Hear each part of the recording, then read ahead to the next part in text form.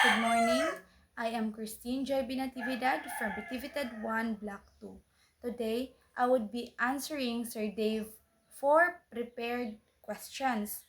So the first question is, what is the importance of teaching ICT as an explanatory course in today's generation?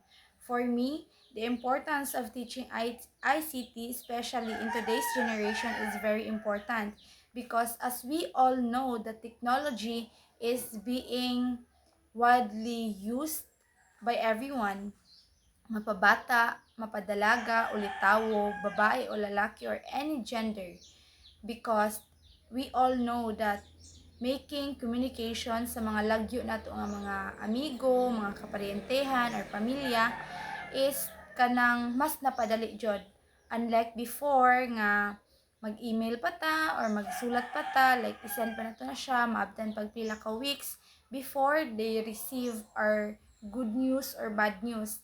That is why importante pod na ginapalawak ang pagpasabot sa importansya sa ICT or sa technology, because it will help us mold also our mindset nga before we do anything online or any platform in the internet is nana siya consequences. Next is, what application software do you enjoy the most? For me, the application or software that I really enjoy the most is using the Canva in our entire lesson, because with the help of using Canva again is I develop some skills that I'm not able to do it before. But since na topic man ang paggamit og Canva, like atong pagbuhat sa slogan, nakarealize ko na dagan pa og feature ang Canva nga wala na ko nagamit.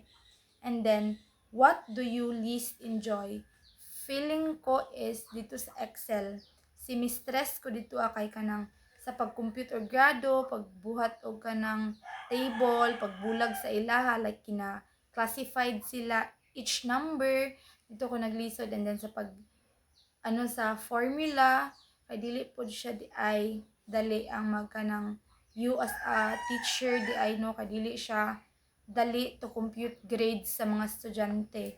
Pero overall is natudluan jud ko og learning nga I know to myself that I would carry to my entire journey since nag-eskwela pa pud ko, and I would be a future teacher soon. So with the help of ICT also is ma-develop niya hinay-hinay ang skills nga I should bear as a student.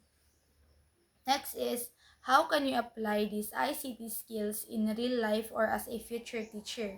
So I can apply these ICT skills by developing it like practice, more practice pa jud, kay dili lang man nato ma-develop ang isa ka skills sa isa lang kalingkuran, yet atuwa na siyang trabahoon para mas ma-enhance pa nato kung unsa man ang atuang skills, especially when it comes to technologies. Last is, what is your most meaningful realization about ICT?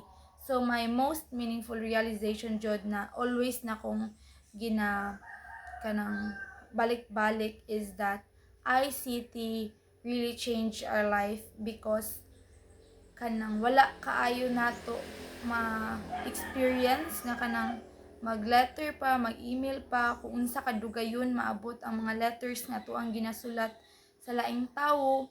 And ICT also is kanang kuan siya, crucial siya, part siya sa life nato dito sa part nga crucial, because as sometimes dili nato ginahuna-huna ang action nato sa internet. That is why we post videos or unnecessary comments, tapos marag dira magka-cause og problema. Para just ako, we should be more careful